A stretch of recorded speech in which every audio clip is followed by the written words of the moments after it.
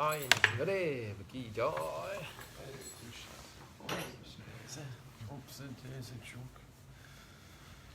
We're continuing this chapter. This is our Krishna's talks with Rukmini, our favorite chapter. I was about to say that's one of my favourite chapter. So it's chapter 59. Krishna, Krishna, Krishna, Krishna, Krishna, Krishna, Krishna, Hey. Krishna, Krishna, Krishna, Krishna, Krishna, Krishna, Krishna, Hey. Krishna, Krishna, Krishna, Krishna, Krishna, Krishna, Rakshama. Krishna, Krishna, Krishna, Krishna, Krishna, Krishna, Bahimam. Rama Raghava, Rama Raghava, Rama Raghava, Rakshama. Krishna Kesava, Krishna Kesava, Krishna Kesava, Bahimam.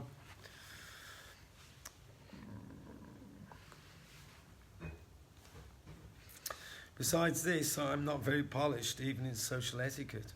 A person should be satisfied with one wife, but you see that I've married many times, and I have more than 16,000 wives. I cannot please all of them as a polished husband. My behaviour with them is not very nice, and I know that you are very much conscious of it. I sometimes create a situation with my wives which is not very happy. Because I was trained in a village in my childhood, I'm not well acquainted with the etiquette of urban life. I do not know the way to please a wife with nice words and behaviour. And from practical experience, it is found that any one woman who follows my way or becomes attracted by me is ultimately left to cry for the rest of her life. In Vrindavan, many gopis were attracted to me, and now I've left them, and they are living but are simply crying for me in separation. I've heard from Akrura and Uddhava that since I left Vrindavan, all my coward boyfriends, the gopis and Radharani, my foster father Nanda Maharaj, are simply crying constantly for me. I've left Vrindavan for good and am now engaged with the queens in Dwarka, but I'm not well behaved with any of you, so you can very easily understand that I've no steadiness of character. I'm not a very reliable husband. The net result of being attracted to me is to acquire a life of bereavement only. My dear beautiful princess, you may also know that I am always penniless. Just after my birth, I was carried penniless to the house of Nanda Maharaj, and I was raised just like a coward boy. Although my foster father possessed many hundreds of thousands of cows, I was not the proprietor of even one of them. And I was simply entrusted with taking care of them and tending them. But I was not the proprietor. Here also I'm not the proprietor of anything, but I'm always penniless. There is no cause to lament for such a penniless condition. I possess nothing in the past, so why should I lament that I do not possess anything at present? I think I can relate to that. You may note also that my devotees are not very opulent. They're also very poor in worldly goods. Those who are rich, possessing worldly wealth, are not very interested in devotion to me or Krishna consciousness. On the contrary, when a person becomes penniless, whether by force or by circumstances, he may become interested in me if he gets the proper opportunity.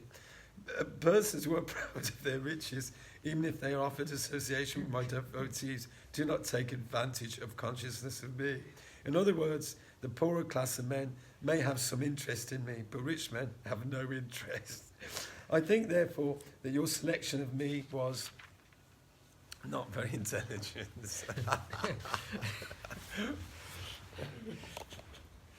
Yes, so this is a chapter. You appear very intelligent, trained by your father and brother, but ultimately you have made a great mistake in selecting your life's companion. But there is no harm. It is better late than never. You are at liberty to select a suitable husband who is actually an equal to you in opulence, family tradition, wealth, beauty, education, in all respects. Whatever mistakes you have made may be forgotten. Now you may chalk out your own lucrative path of life. Usually a person does not establish a marital relationship with a person who is either higher or lower than his position.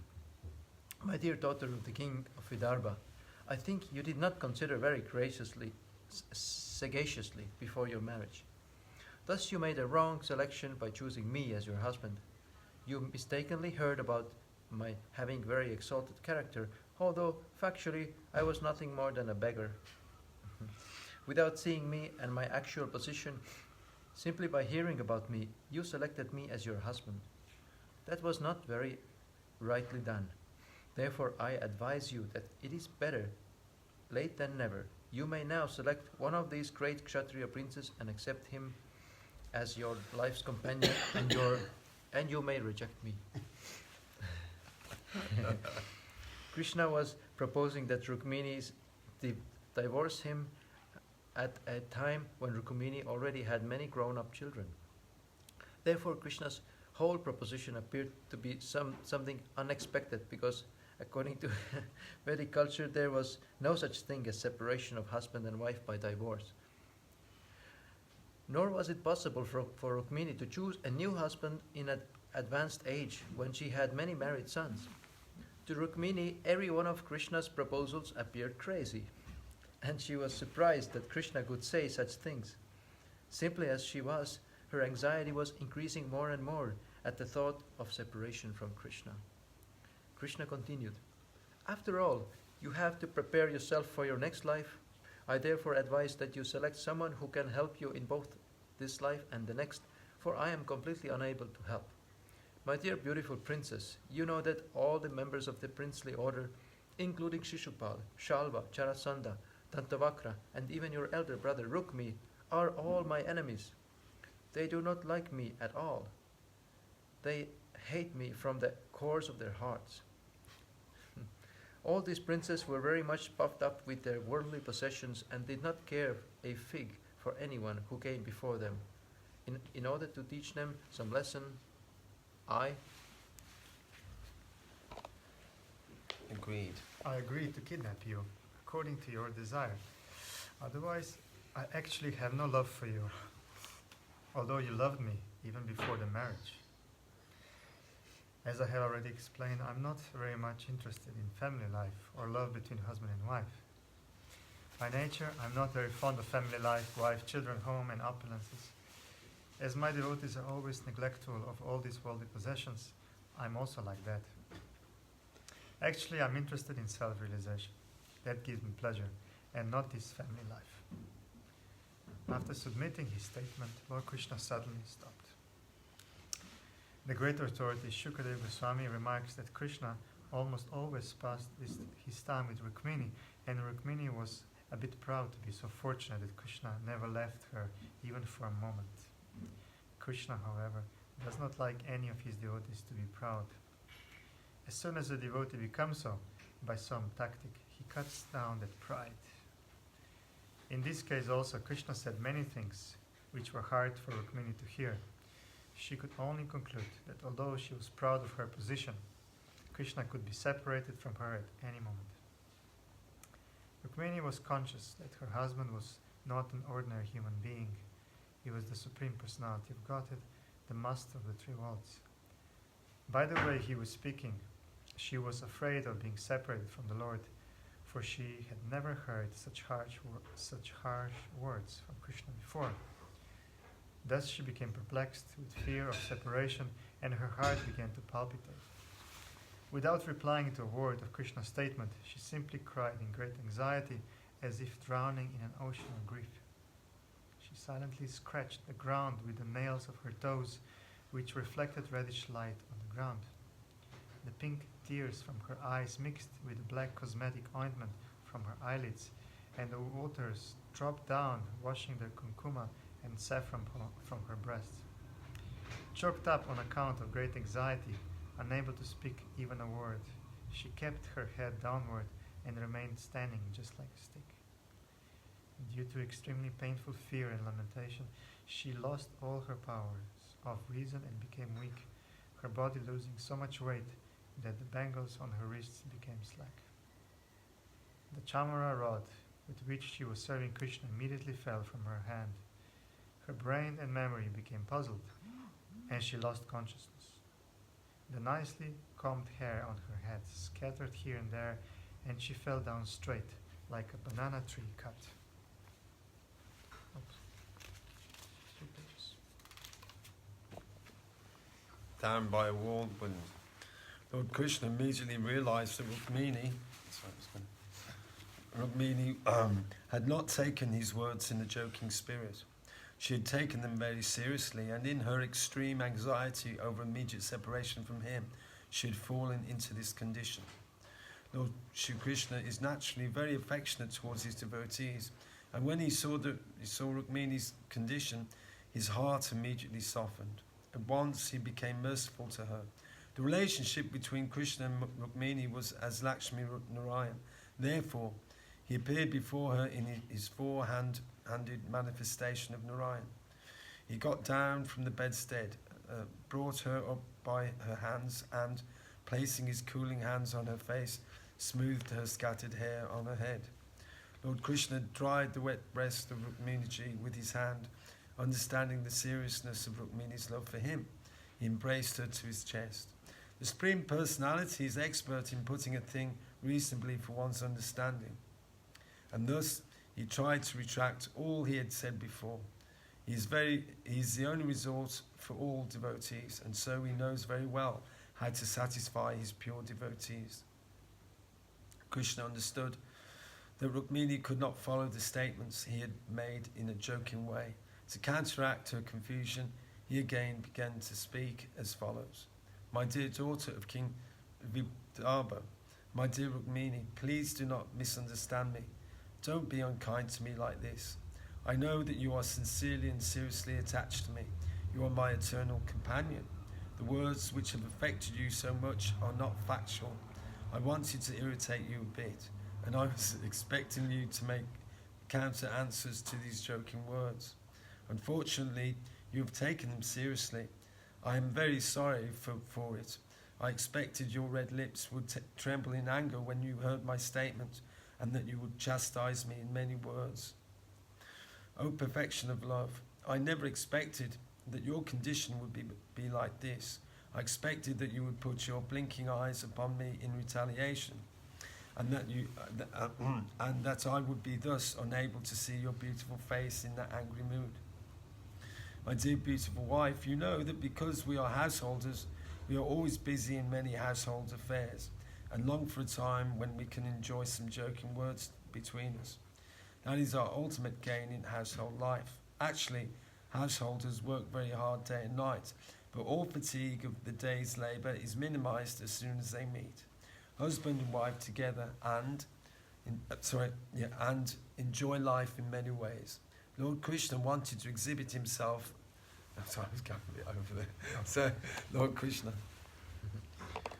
Lord Krishna wanted to exhibit himself as being like an ordinary householder who delights himself by exchanging joking words with his wife. He therefore repeatedly requested Rukmini not to take those words very seriously. In this way, when Lord Krishna pacified Rukmini by his sweet words, she could understand that what he had formerly said was not actually meant, but was spoken to evoke some joking pleasure between themselves. She was therefore pacified by hearing the words of Krishna. Gradually she was freed from all fear of separation from him, and she began to look on his face very cheerfully, with her naturally smiling face. She said, My dear lotus-eyed Lord, your statement that we are not a fit combination is completely right. It is not possible for me to come to an equal level with you, for you are the reservoir of all good qualities, the unlimited Supreme Personality of Godhead. How can I be fit match for you? There is no possibility of comparison with you, who are the masters of all greatness, the controller of the three qualities and the object of worship for great demigods like Brahma and Lord Shiva. As far as I am concerned, I am a product of the three modes of material nature, which impede the progressive advancement of devotional service. When and where can I be fit match for you?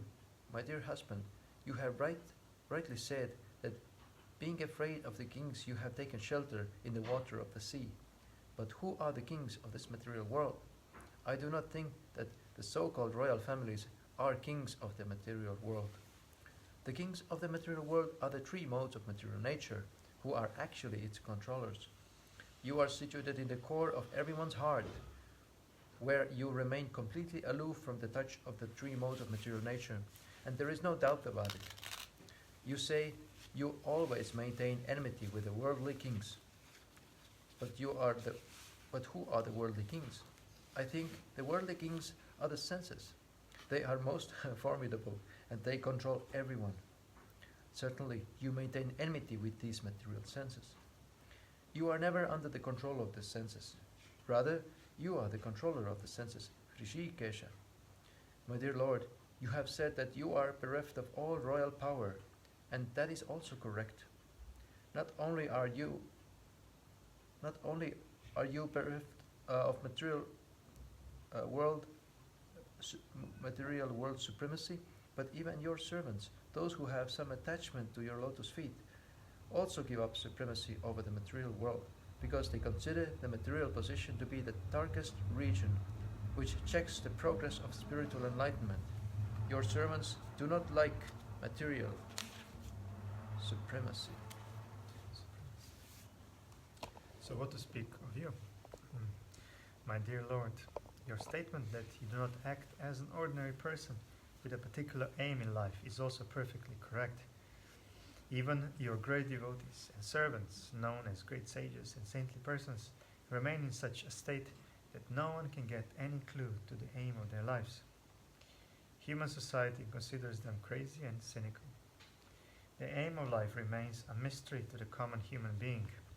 The lowest of mankind can know neither you nor your servant. A contaminated human being cannot even imagine the pastimes of you and your devotees. O Unlimited One, when the activities and endeavors of your devotees remain a mystery to the common human being, how can they understand your motives and endeavors? All kinds of energies and opulences are engaged in your service, but still they rest at your shelter. You have described yourself as penniless, but this condition is not poverty. Since there is nothing in existence but you don't need to possess anything. You yourself are everything. Unlike others, you do not require to purchase anything extraneously. With you, all contrary things can be adjusted because you are absolute. You do not possess anything, but no one is richer than you. In the material world, no one can be rich without possessing. Since your lordship is absolute, you can adjust the contradiction of possessing nothing, but at the same time being the richest.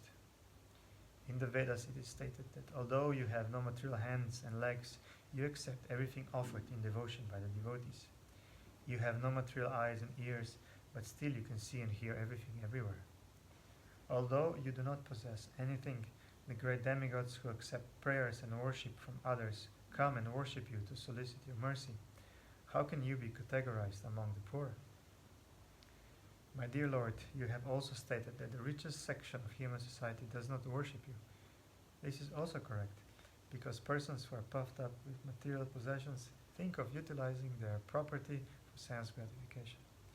When a poverty-stricken man becomes rich, he makes a program for sense gratification due to his ignorance of how to utilize his hard-earned money. Under the spell of the external energy, he thinks that his money is properly employed in sense gratification, and thus he neglects to render transcendental service. My dear Lord, you have stated that persons who possess nothing are very dear to you.